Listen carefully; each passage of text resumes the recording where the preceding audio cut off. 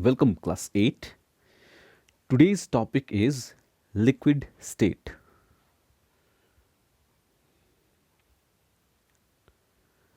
So, this is the molecular arrangement of liquid.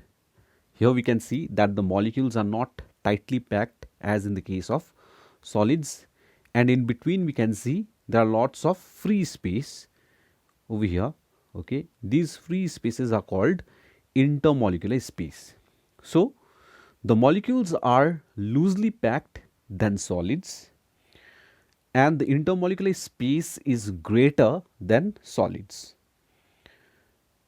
Since the intermolecular space is greater, so the bonding between the molecules, that is the intermolecular force, is weaker compared to solids.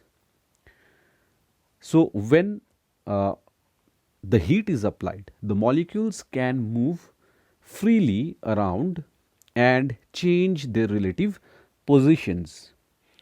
So when they can change their relative positions, they can easily flow, and thus we can say that they do not have definite shape.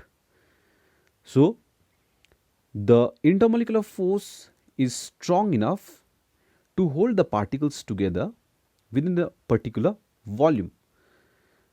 The particles cannot be pushed by applying force.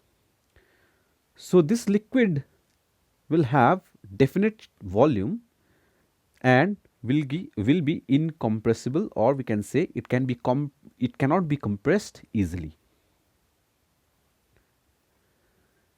The density of liquid is generally less than that of solids. So when heated, the molecules will gain kinetic energy and moves more freely than that in case of solids.